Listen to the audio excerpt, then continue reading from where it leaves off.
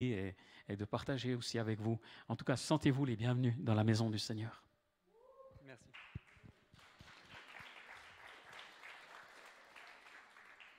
Bonjour, c'est vraiment un privilège de pouvoir vous retrouver aujourd'hui.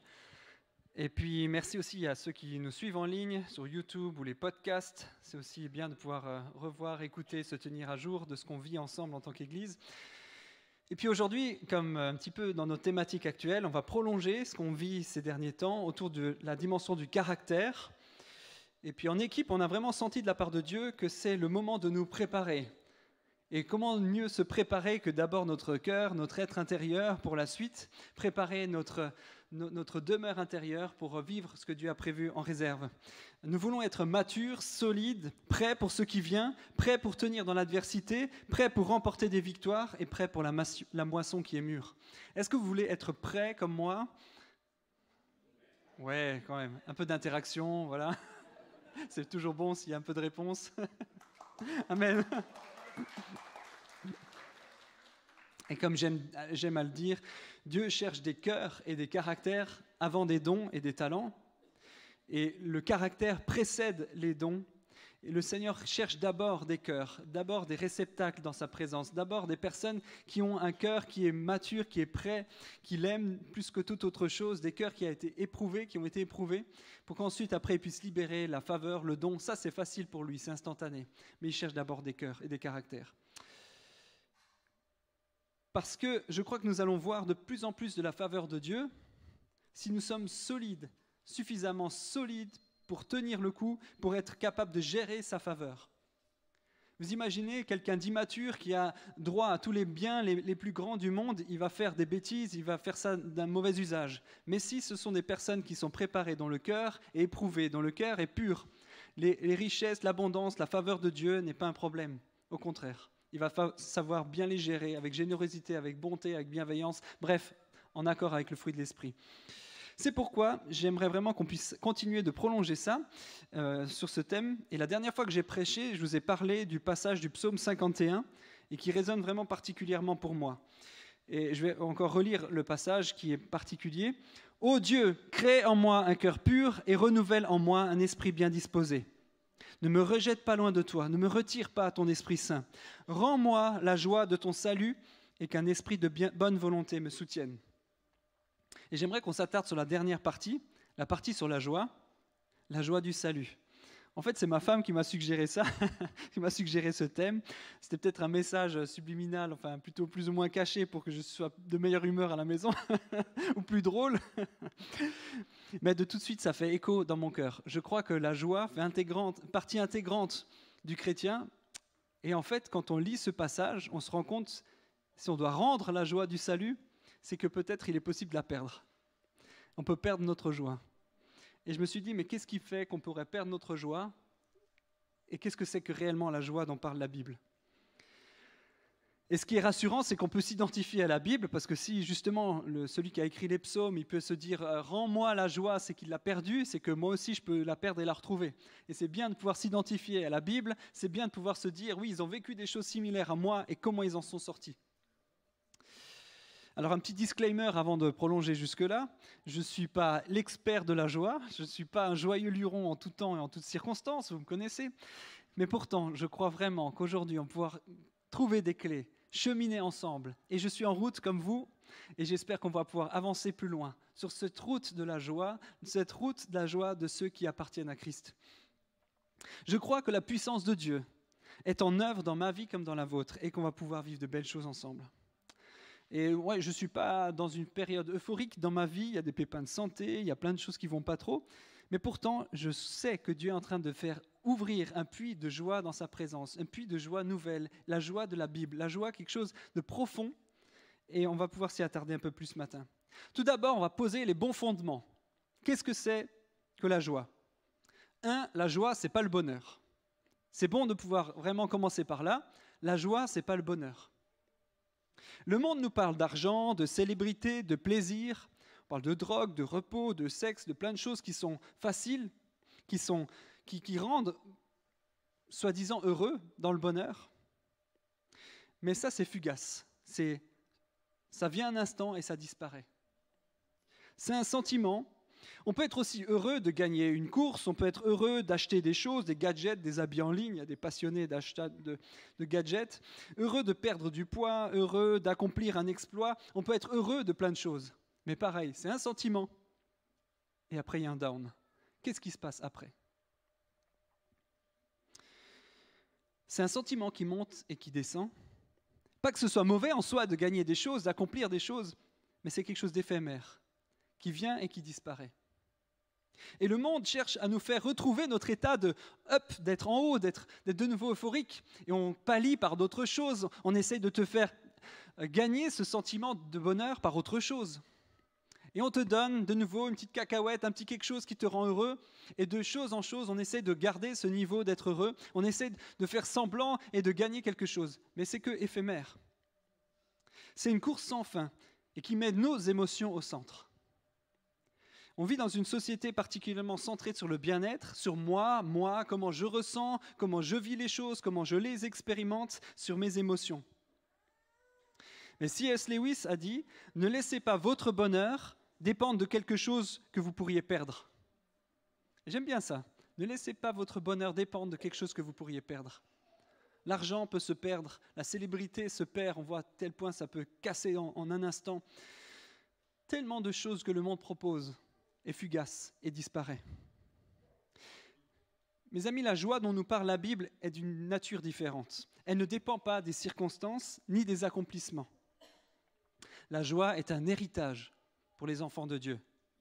C'est un aspect du fruit de l'esprit. C'est une caractéristique que Dieu veut pour nous. Ce n'est pas un bonheur qui vient et qui disparaît. Une joie réelle, durable, qui ne bouge pas dans les situations dans laquelle on se trouve. Nous espérons le bonheur, mais nous sommes faits pour la joie. C'est différent. On espère le bonheur, mais nous sommes faits pour la joie. La joie, ce n'est pas juste un rire, c'est une combustion interne de la présence de Dieu. C'est la présence de Dieu dans nos cœurs qui fait pâlir toute circonstance, tout aléa, tout travers dans nos vies. Et nous sommes appelés à vivre dans la joie. Poussez des cris de joie en l'honneur de l'Éternel, habitant de toute la terre. Servez l'Éternel avec joie. Venez avec allégresse en sa présence. Dans les Épîtres, Paul insiste sur ce point. Réjouissez-vous. On le trouve dans Philippiens 3 fois, dans Corinthiens, dans Thessaloniciens 5, régulièrement. Réjouissez-vous. Soyez dans la joie. Poussez des cris de joie. C'est une exhortation constante, de l'Ancien jusqu'au Nouveau. Mais c'est quoi le secret ? Comment ça marche ? Lorsque nous sommes nés de nouveau, le Saint-Esprit est venu pour résider en nous. Il commence à nous changer de l'intérieur vers l'extérieur. Lorsque nous sommes sauvés, nos relations commencent à changer. Notre éthique change, notre manière d'aimer les autres change, notre manière de prendre soin, de faire du bien à ceux qui nous entourent. L'extérieur est transformé parce que le Saint-Esprit habite en nous. Toutes ces choses grandissent lorsque le Saint-Esprit entre en résonance dans nos cœurs. C'est pourquoi Jésus dit que le royaume de Dieu est en nous, réside en nous. Donc toutes les questions du royaume de Dieu sont des questions de cœur au démarrage, qui a une influence et qui déborde autour de nous. Pour le croyant, réguler notre monde intérieur permet de voir notre monde changer autour de nous. Car le royaume de Dieu est la justice, la paix et la... il n'y en a pas beaucoup. Le royaume de Dieu consiste en la paix et la joie. La justice, la paix et la joie. La joie est une caractéristique du royaume de Dieu. C'est un héritage des enfants de Dieu. À de nombreuses reprises, on voit que cette joie n'est pas liée aux circonstances. Paul, le grand apôtre qui a rédigé tellement de lettres, écrit la lettre aux Philippiens qu'on appelle l'épître de la joie, on peut la surnommer comme ça. Et il l'a écrite sous les cocotiers, en train de siroter des noix de coco, sous les plages de Maldives, dans un bonheur immense, sous une musique d'ambiance agréable. Non, il était au fond d'une prison, emprisonné, certainement à Rome, on n'en est pas sûr, mais en tout cas dans un environnement extrêmement difficile. Et c'est là qu'il écrit un passage les plus forts sur la joie, sur qu'est-ce que ça veut dire de se réjouir réellement et sur quoi on peut se réjouir. La joie ne dépend pas des circonstances. Vous pouvez vous réjouir sans être dans la joie. Ça paraît peut-être hypocrite d'avoir des sentiments joyeux lorsqu'on ne l'est pas forcément, les circonstances ne le sont pas. Mais j'aime la réponse de Bill Johnson, ça m'a fait rire. Tu t'appelles croyant, mais tu ne ferais que ce que tu ressens.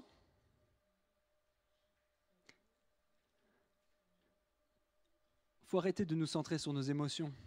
Il faut arrêter de croire qu'on peut être dans la joie que parce qu'on est heureux. Il faut arrêter de croire que c'est que parce qu'on a des sentiments joyeux qu'on est dans la joie. La joie s'éprouve, la joie vient un fruit de l'esprit, la joie c'est un héritage du royaume de Dieu. Ça n'a rien à voir avec dans le contexte dans lequel tu es. Et la joie, on doit la retrouver, mes amis. Trop d'années de Covid, trop d'années de séparation, trop d'années de peur, trop d'années de temps, de crainte, de crise, de guerre, de souffrance, d'économies d'énergie, de je ne sais quoi dans le monde. Trop d'années, on a cherché à mettre un couvercle sur notre foi vivante et notre joie. Trop d'années, on a voulu nous étouffer. Trop d'années où l'Église s'est sentie éteinte par les circonstances. Trop d'années où la souffrance et la maladie ont cherché à éteindre le peuple de Dieu. Trop d'années où la joie a été volée par l'ennemi qui cherche à voler, tuer, détruire. Trop d'années où la joie a été éteinte. Et ma propre vie, je le vois. L'ennemi a cherché à éteindre ma joie. L'ennemi a cherché à éteindre ma joie par plein de circonstances défavorables, par plein de critères qui sont objectivement décevants. Mais la joie de l'Éternel est d'une autre nature. La joie du Seigneur vient d'ailleurs. Et la joie du Seigneur est un bien qu'on a à retrouver, à récupérer, parce que c'est un héritage des enfants de Dieu. Et je suis fâché ce matin pour tous ceux qui sont privés de leur joie, pour tous ceux qui sont loin de la joie qui est leur héritage, qui est un bien que le Seigneur a prévu pour eux, qui est un fruit de l'Esprit qui vit en nous et dont l'ennemi a trop longtemps voulu nous priver.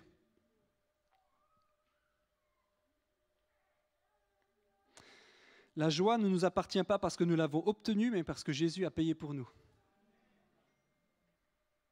Jésus a payé pour ta joie. Jésus a payé pour ta joie profonde, durable, solide. Et c'est trop longtemps qu'on a été privé de ça.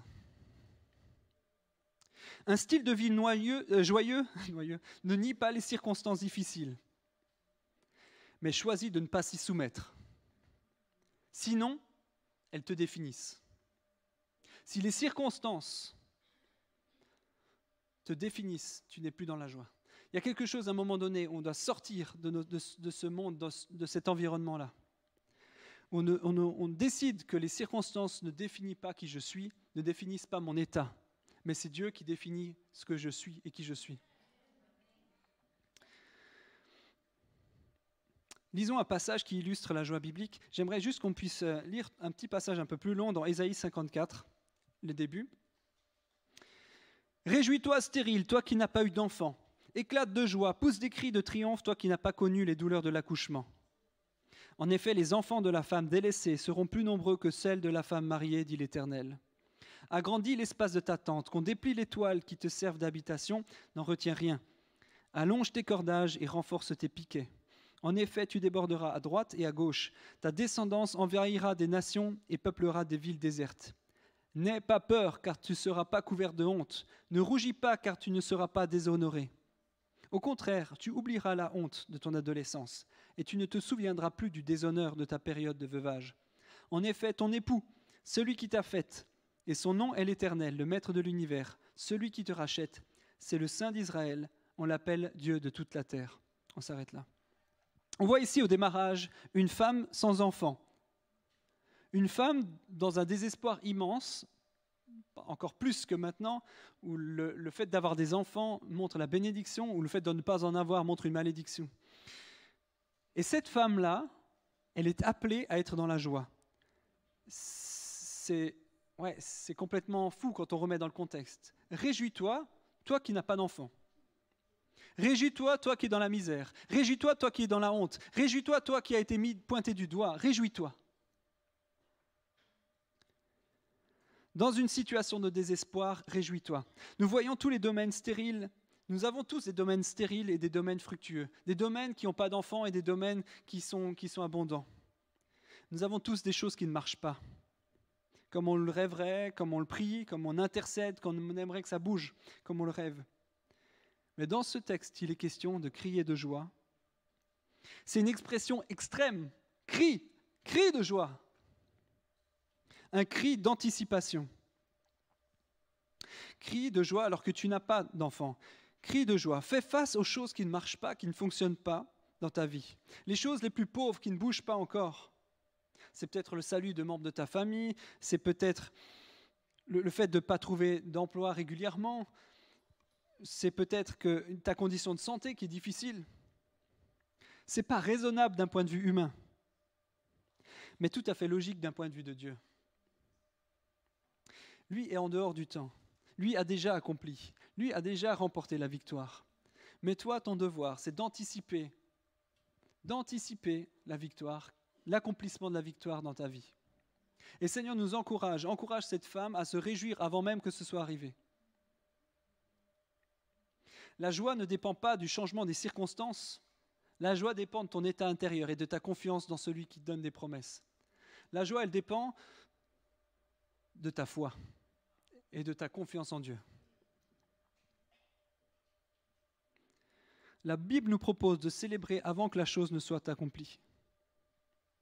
Et l'expression émotionnelle, elle est vitale, parce que c'est l'expression de ta foi.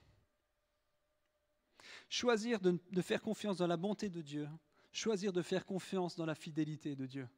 C'est ça ta foi, c'est ça ta joie. Et faire confiance qu'il fera tourner toutes choses pour ton bien. Faire confiance que ce qu'il promet, il l'accomplit. Et si tu veux nier l'expression de ta joie, l'expression émotionnelle, c'est voiler la nature de l'Évangile, car le royaume de Dieu, c'est la justice, la paix et la joie, et ça, là-dedans, quand on l'a dit avant, ce sont des émotions d'abord. Dieu ne veut pas les nier, mais veut qu'elles soient liées à ta foi, qu'elles permettent d'être exprimées dans une projection de qui il est, dans une projection de l'accomplissement de ses promesses. Vous êtes peut-être nombreux ce matin à vous dire « Ouais, mais ça, c'est pas pour moi. Les promesses de Dieu ne sont pas si claires. Peut-être que Dieu ne veut pas mon bonheur comme moi je l'imagine. » Et je vous comprends. Mais je crois vraiment que le Saint-Esprit m'a interpellé ces derniers temps et m'a dit « Montre-moi un exemple dans la Bible où Dieu a béni des personnes qui étaient amères ou sans espérance en Dieu. Montre-moi dans la Bible des personnages, des personnes qui ont obtenu la grâce de Dieu, la faveur, alors qu'ils étaient dans une situation d'amertume et sans attente en Dieu. Dieu est celui qui rémunère ceux qui le cherchent. Et il cherche la foi dans ses disciples, dans ceux qui croient en lui. Et moi, j'ai décidé de ne pas me priver de la faveur de Dieu, de reprendre une attitude de réjouissance par anticipation. Je veux anticiper les bienfaits de Dieu pour ma vie, qu'importe si les choses n'ont pas changé maintenant. Je veux me réjouir de la santé, ma santé physique. Je veux me réjouir de ma famille, de ma santé pour ma famille. J'ai choisi de me réjouir parce que je sais que Dieu est bon et que sa bonté se renouvelle chaque matin. Je choisis de mettre ma confiance dans la bonté et la fidélité de Dieu, dans les promesses d'accomplissement. Et si ce n'est pas dans ce monde, ça sera pour après. Mais ma joie, elle est certaine et Dieu ne la trahira jamais. Je ne crois pas que les circonstances vont forcément changer tout de suite, mais je crois qu'en me changeant moi-même, je vais permettre aux circonstances de changer. 3 Jean 2 dit « Bien-aimé, je souhaite que tu prospères à tout point de vue et sois en bonne santé à l'image de ton âme. » Ton monde intérieur, ton âme, va affecter les circonstances, ta santé, ta prospérité, qui tu es. Commence par ton cœur. Commence par préparer ton cœur à anticiper, à reprendre confiance dans les bontés de Dieu, à de nouveau se réjouir d'avance de sa fidélité et de la restauration de Dieu. Il y a quelque chose dans l'obéissance à la joie qui produit un travail de transformation. On donne à Dieu la célébration avant que les circonstances changent. Randy Clark disait « Les larmes sont à la repentance ce que le rire est au salut. » Les larmes sont à la repentance, donc c'est important pour se repentir, les larmes, ce que le rire est au salut. Le rire dans le sens, pas forcément d'éclater de rire, mais la joie, le côté d'anticiper le salut. Le Seigneur va nous restaurer dans une situation de vie. L'objectif n'est pas de rire constamment, mais d'avoir un style dans la joie de Dieu. L'espérance biblique donne la permission de profiter des avantages émotionnels d'une prière exaucée avant qu'elle ne se produise. C'est une anticipation de l'exaucement de la prière. Quand vous vous mettez à être reconnaissant en avance pour la bonté et la fidélité de Dieu, votre environnement va changer. Et le deuxième petit aspect du passage qu'on a lu avant, agrandis l'espace de ta tente, en gros ça veut dire rajoute une chambre avant que l'enfant vienne. Rajoute des chambres déjà. L'enfant n'est pas encore là, tu n'es pas encore enceinte, rajoute une chambre en anticipation. C'est une préparation à l'accomplissement de Dieu. Jack Coe est un revivaliste des années 50. Dans une conférence, il est amené à prier pour 5 personnes en chaise roulante. Et il remarque qu'ils n'ont pas de chaussures. Et il leur dit de revenir le lendemain avec des chaussures pour qu'ils prient pour eux. Le lendemain, ils sont revenus avec des chaussures et ils ont été guéris. L'anticipation, prévoir le miracle, permettre à Dieu l'accomplissement de son miracle. Dieu nous appelle à anticiper anticiper ce qui va arriver. Et j'aime ça. Je me suis préparé, on a agrandi cette salle pour qu'elle puisse se remplir et je veux me réjouir d'avance qu'on puisse la remplir avec tous les gens qui ont besoin de l'évangile. On s'est battu, ce n'était pas le cas ces derniers temps, mais je veux de nouveau me réjouir de ce qui vient, me réjouir de la nation qui est mûre, de me réjouir de nombreuses personnes qui vont se tourner vers Christ, me réjouir pour mes proches qui vont rencontrer le Seigneur. Je veux me réjouir par anticipation parce que c'est le projet de Dieu, de toucher, libérer, guérir. Jésus est venu, il a dit « L'Esprit du Seigneur est sur moi pour annoncer la libération des captifs, la guérison des cœurs brisés. » La restauration de Dieu, c'est dans son cœur, c'est son projet, c'est notre espérance. Est-ce qu'on veut être participatif dans ce projet de Dieu? Dieu nous appelle à anticiper, à mettre notre foi en action pour permettre au miracle et à la réponse de Dieu de se manifester. Et j'aime ça. On aime, on se réjouit pour ça, on prépare des cours bibliques, des cours vie nouvelle, 1, 2, parce qu'on croit qu'il y aura de nombreuses personnes qui vont rentrer dans ce processus et vont être continuellement grandissant dans ce processus où grandissent avec Dieu. On se réjouit de faire grandir les groupes maison. C'est pour ça qu'on fait ça, pour permettre d'accueillir, pour permettre de grandir, pour permettre que chacun, qu'une nombreuse foule puisse grandir et connaître le Seigneur. C'est pour ça qu'on fait ce qu'on fait. C'est pour ça qu'on fait ce qu'on fait. Une anticipation, mais parfois on le fait par habitude. Et moi, je veux revenir dans une position où je me réjouis des fruits, où je me réjouis d'une nombreuse foule qui vient à Dieu et qui se tourne vers lui. Je veux me réjouir par anticipation de là où il y a eu le désert dans ta vie, l'abondance du Seigneur va pouvoir venir et restaurer. À quoi ressembleraient nos vies si on créait de l'espace à Dieu pour faire ce qu'il veut? Prépare le contexte de ce que Dieu va faire. Fais des choix délibérés qui montrent ta foi. Tu veux voir des gens être sauvés, commence à leur parler de Dieu. Commence à faire un pas, commence à agrandir l'espace de ta tente, commence à préparer les choses pour que lorsque le Seigneur va accomplir sa promesse, on sera prêt.